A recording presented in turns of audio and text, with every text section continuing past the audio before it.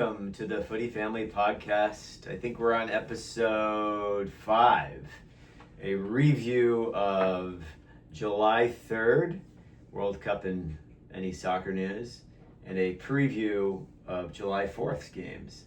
I'm your host, Nick Butowski, with my sons Luke and Axel. Tonight I'm sporting Egypt. Luke is sporting Australia Kangaroos. I'm not sporting the kit. Oh. And Axel is sporting Colombia. And we got to give a shout out. We weren't able to get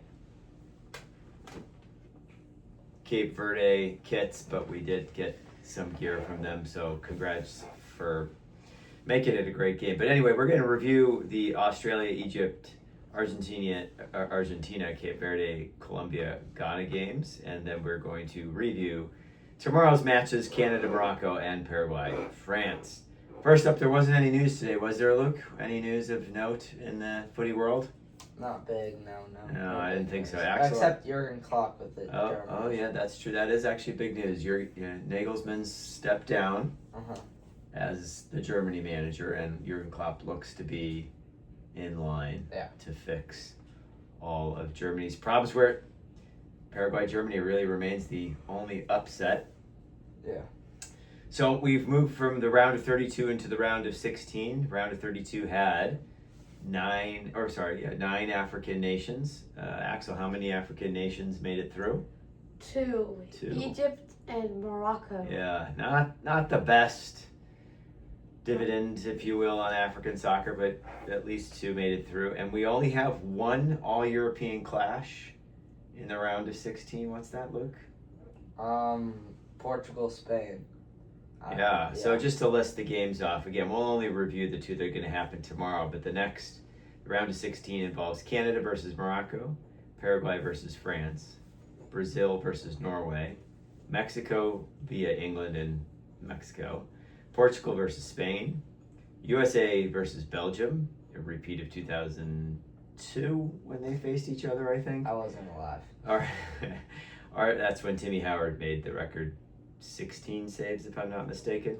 Argentina versus Egypt, and Switzerland versus Colombia. So let's move on to today's matches. Up first is Australia, Egypt. I think, Luke, you're wearing the Australia kit, so take us through what took place in this game, what struck you as interesting. Tell us about the tactics, what have you. First, Egypt scores off a free. The Ashur has a free kick, shoots it on target. Irvine clears it out to the right hand side. It gets crossed back in, and he gets a header off and scores.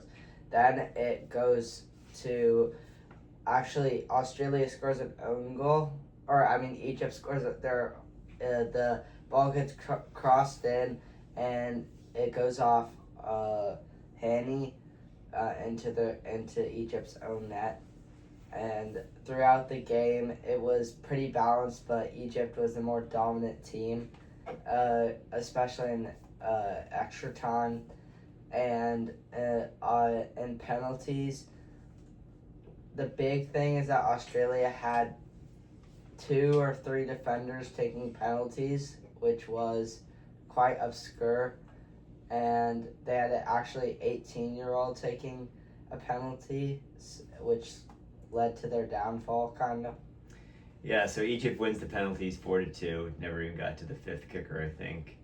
And some odd selections throughout for Australia, I'd say.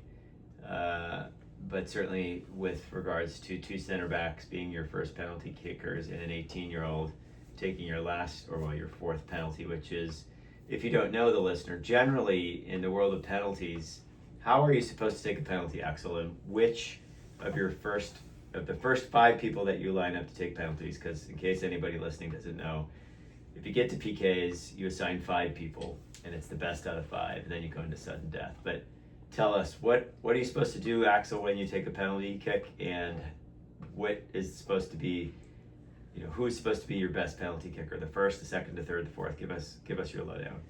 How you take a penalty, you should put the ball in your spot yourself, how you feel comfortable with it, and take 6 seconds before you take the kick or more if you feel comfortable. And I say your best kicker should be either the first or fourth. Yeah, the lingo, it's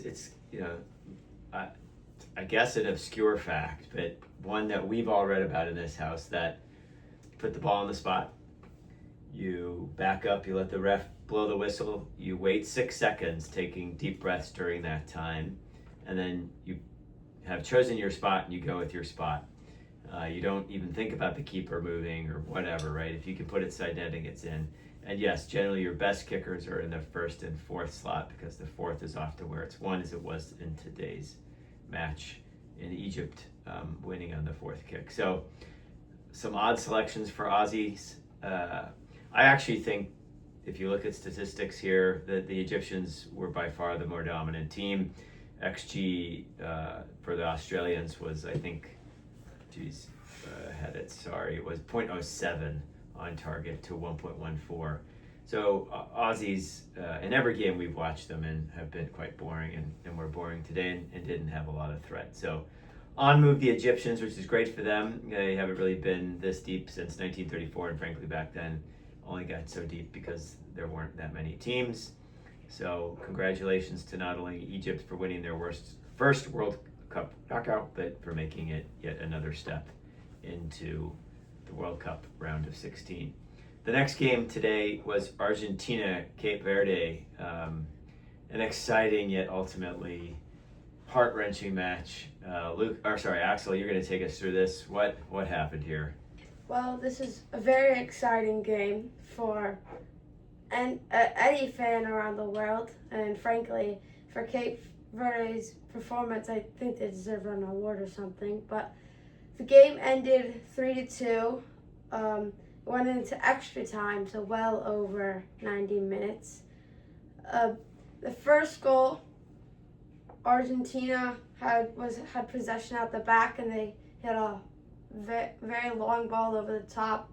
Messi had a good touch and slotted it in. Messi did Messi things. Yeah. Scored. Second goal was Cape Verde. It was Cape Verde got the ball on the right wing. They megged Duarte, yeah, and then I forget who scored the goal. Duarte scored. He megged the guy to get past him, and then I think he megged. No. It was a pass. It went through someone's leg, and then he megged him on the shot. Yeah, and so Megged Martinez. Yeah, it was a very good goal too. It was. Yeah. No other goal 1-1. Then Lisandro Martinez, I think it was a corner, or it was a cross. This is into extra time now. So yeah, it ends 1-1. Ends 1-1. Extra time. Lisandro Martinez scores it. There's a header that comes to the back post. Lisandro Martinez takes a touch and just roofs it to the top of the net. Then, wow, what a goal Cape Verde had. Cabral had a free kick from, it was a free kick, correct? He had a free kick later from the same place that almost went in. Yeah. But this was dribbling. He dribbled, he shot, got it top corner from almost outside the box. It was a great shot. And then the last goal was actually an own goal from a cross, like almost every team is trying to do. But it was a good shot from Cape Verde. But unfortunately, Argentina won.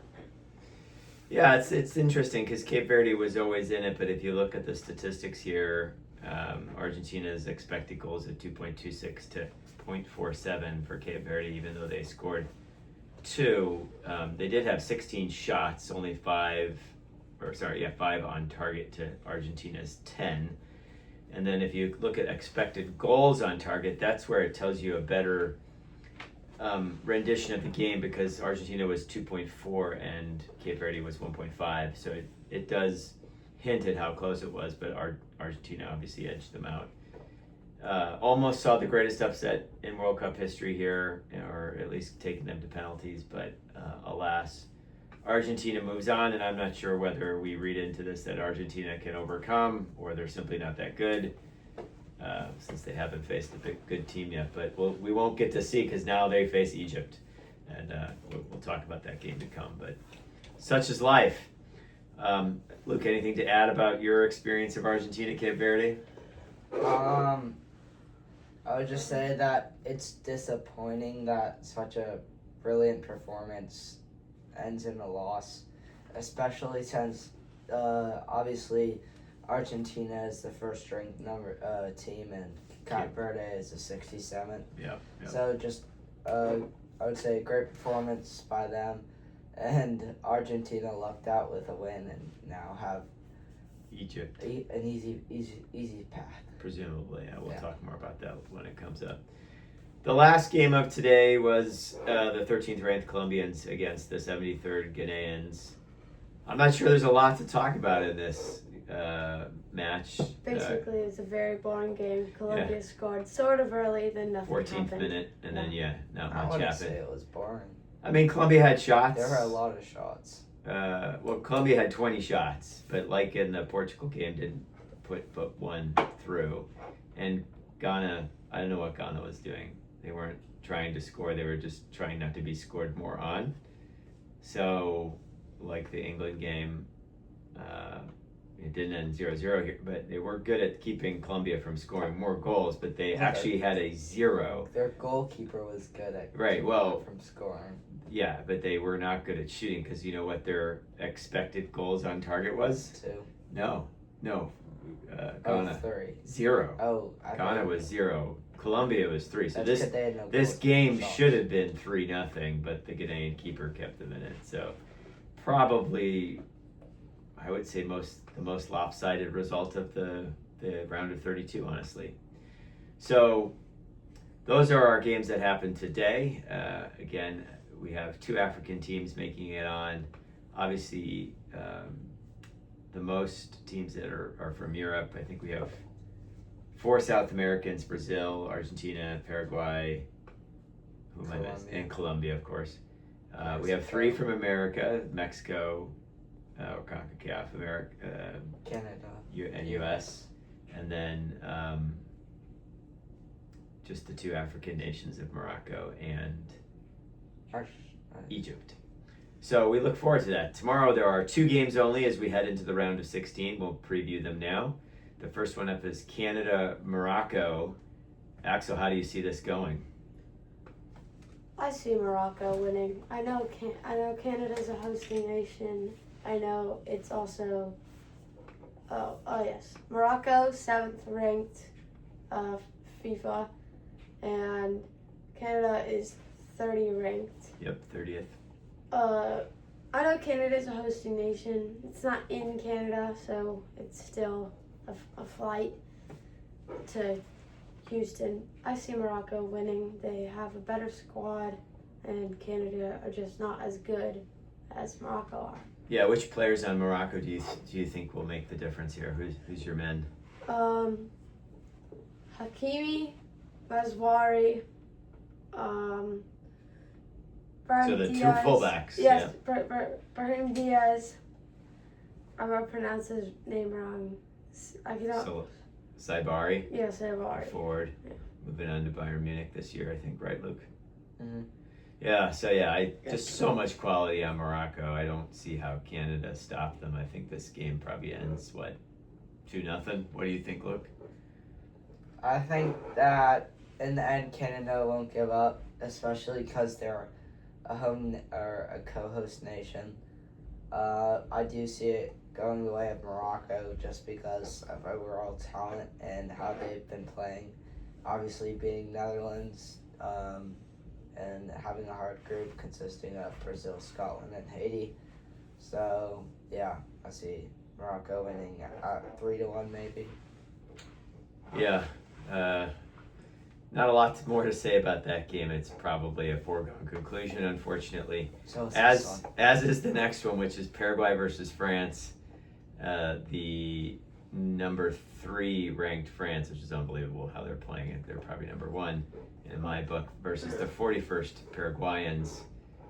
Look, how do you see this going? I don't think it's a surprise that I see France winning. I can see France scoring a lot. It's just how they do with Paraguay's low block because they've been playing the low. Luke, who do you think's gonna score the goals for France? Dembele, Mbappe, All of Elise, them. Barcola, Cherry. I think it could go 7-1, or they just don't score that many but keep the possession from Paraguay. Yeah. Because once they score, Paraguay will need to score. So The interesting thing about France is on commentary and all the Fox coverage, there hasn't been a lot of discussion of tactical nuance from France. They just talk about how great the players are, which is understandable. But in essence, they're playing a 4-2-3-1, right? Where they're attacking with 4 players, Dembele, Elise, Mbappe, Barcola, and then changing them up. It's amazing that those 4 are able to take on whole midfields and defense, obviously with Kone and Rabiot behind them in the midfield. But Luke, how do you think that France is so effective? What's their superpower in getting past a low block? And what I'm looking at is, what is France doing differently than any other team in the World Cup, really, except for maybe Spain? well, I think France are special because I think they can go through the middle and out wide. I think a lot of teams have been using the width, but France obviously has a special player at their 10, Elise, and he's been finding passes through the middle, past the back line to Mbappe or Dembele, and they use their speed, and then that's how they've been scoring most of their goals. Yeah, so off the ball movement Yeah. from France is excellent within the middle. This has been the World Cup for me of like getting it down the wings and crossing it in, except for France and Spain, who are getting it down the middle, passing it around, 1 touch, 2 touch at most. Movement off the ball is awesome. You need that movement off the ball in order to do 1 and 2 touches, passes, and keep possession, and then of course they score. Axel, do you think that there's any other superpower to France? Yeah, their attack. Well, besides their Yeah. attack, we kind of talked about that. Yeah. What doesn't get mentioned is probably, arguably, The 2 center backs Yeah, that have the center- defense with yeah. Mercado, They haven't really been Saliba. tested. Yeah, it's Norway, Holland. Norway, yeah, So Senegal. I mean, France I has mean, been it's- tested as it's- best as anybody it's- can be. there's been 2 goals scored against them. Alvos and Sisu and Almiron, they're not bad players. They're not up to France's defense's level probably. Yeah. I'm interested to see Paraguay's Matias Gel Arza. He's played really well for me. He plays his club ball at River Plate, and I had not known about him prior to the tournament. I think he might be getting a move to a bigger club, although I can't remember. He is... Plate. Yeah, but how old is he? He's 24, so he could get a move. Him and Manzambi have been my standout players thus far. Manzambi from Switzerland, so we'll see. So we all agree Morocco wins, France wins. Tomorrow might be the most boring day, and yet not, of the round of 16. Again, just to remind the listener, Sunday will bring you Brazil, Norway, Mexico, England, both of which should be great games. Monday brings you Portugal, Spain, probably the marquee matchup of the round of 16, but also USA, Belgium. And then Tuesday brings you Argentina, Egypt, and Switzerland, Colombia, and then we'll move on thereafter to the round, the quarterfinals. So, Axel, did you have something to say? You said tomorrow was the most boring day. I think Tuesday is, Why? because it's Argentina, Egypt, and Switzerland, Colombia. I think the Switzerland-Colombia game is interesting, personally. I think Switzerland can I possibly think they're win that. very But we'll different. talk more about them. But yes, Argentina, Egypt is perhaps a foregone conclusion. Argentina just has this... We did think that about Cape Verde game. And True, and it was a really good wasn't. game, but again, Argentina won. It was a cat playing with a mouse in some respects, maybe. I don't know. I haven't decided it. I'm still emotionally raw after that game. Luke, highlight of the day today? My highlight of the day is Colombia winning. Colombia winning. Okay, Axel, what was your highlight of the day? My highlight of the day was that amazing goal from Cabral. Cabral, yeah, Cape Cabral. Verde, yeah. Right. Yeah, it's amazing how highlight of the day is for me too. Can be a loss. Cape Verde hanging in it, going toe to toe with Argentina. I hope any team, including Egypt next, learns from Cape Verde that if you play to win and you go out, you have a good chance, because it was a close game. So we'll see. I think that's it for today, though, boys. Right? So we'll be back tomorrow.